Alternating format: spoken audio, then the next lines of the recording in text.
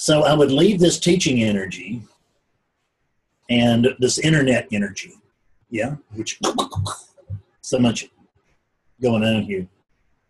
I would go downstairs in my living room and I would sit and just absolutely do nothing. And it felt to me like the unit was sitting doing nothing, which is not totally inaccurate. But it was really me, awakeness, being willing to not participate in the noise. And I looked at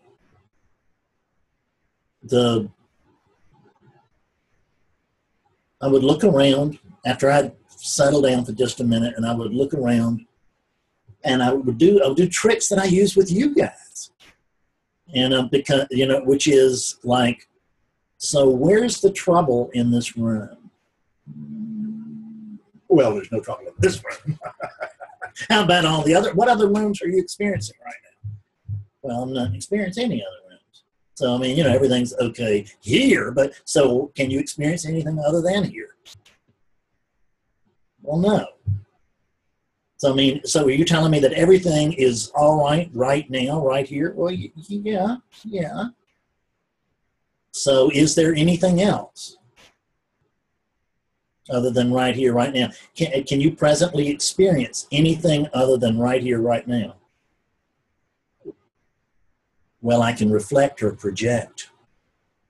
I can reflect a past that scares me. I can project a future that haunts me, or vice versa. But if a man was standing on my porch, I think I had this in my first book. I know I used to teach it years ago. There was some, because I remember this on a day like that, prior to not this particular situation that I'm referring to.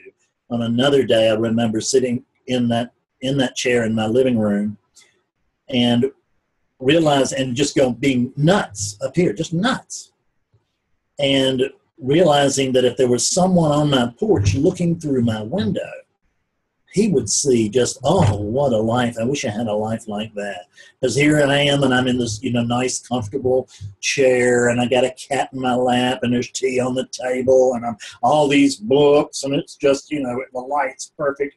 Everything's great other than the war that's in my head.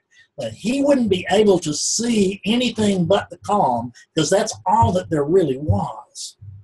That's all that was really there. Everything else was in my head, and I was making it up. And this is the truth of it. I was making it up. I was pretending that I had a past. I don't have a past. Fredness has a past. That's what Fredness is. It's a combination of past and future. But there's no Fred.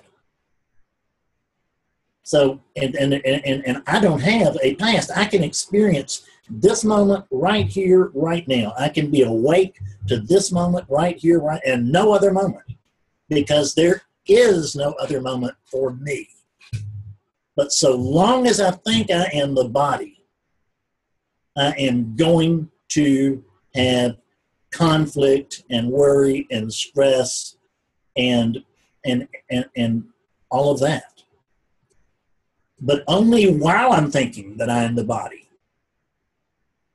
So it's the misidentity that's at fault. It's the misidentification that brings everything else. So when I get unit overwhelm, I completely understand that, and it may be all you can do in a practical way.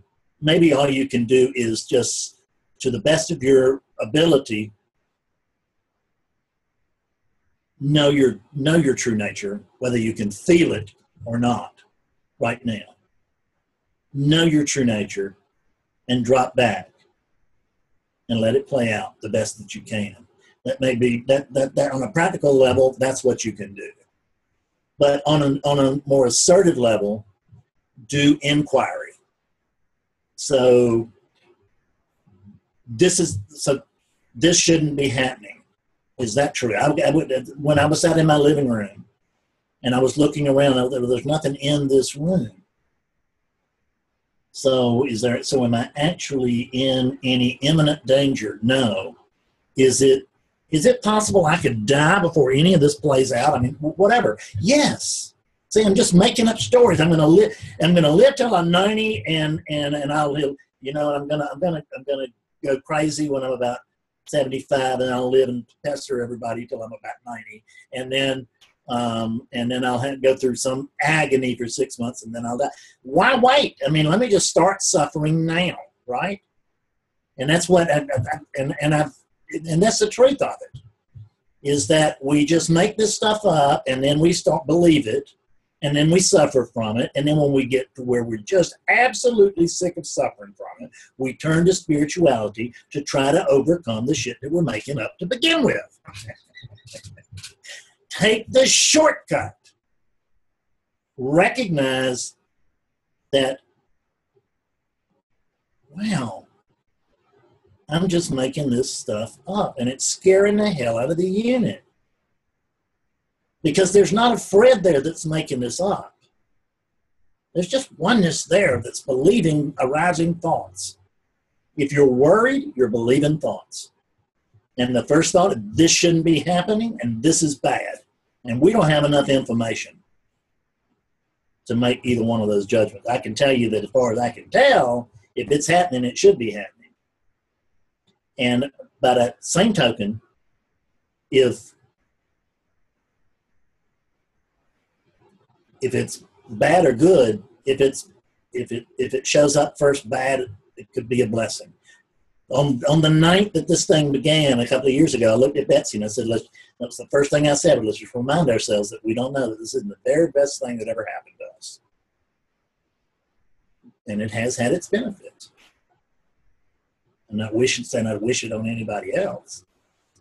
But that's the way it happened here, because that's the way it needed to happen here. So this idea that I'm the guy in trouble starts with I'm the guy. And coming back to that fundamental truth of who I really am. Because right now, because you and I are the very same thing, Chris. And I can tell you that if a giant foot comes through the ceiling and crushes me right now, it will not affect you. You'll lose a certain connection to a certain geographic location. But it won't affect you. And if one comes through your ceiling, it's not going to affect me one iota. It doesn't mean that I personally wouldn't be upset. You're my friend. I like you very much. But that's a whole nother deal. There's only one of me.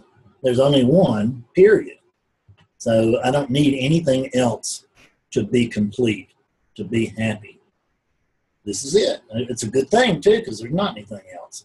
What I am on the relative basis, what I am relatively is everything that appears within consciousness, all of it. That's what I am objectively. And what I am universally is that in which all of this appears. And what I am absolutely, you just have to find out for yourself.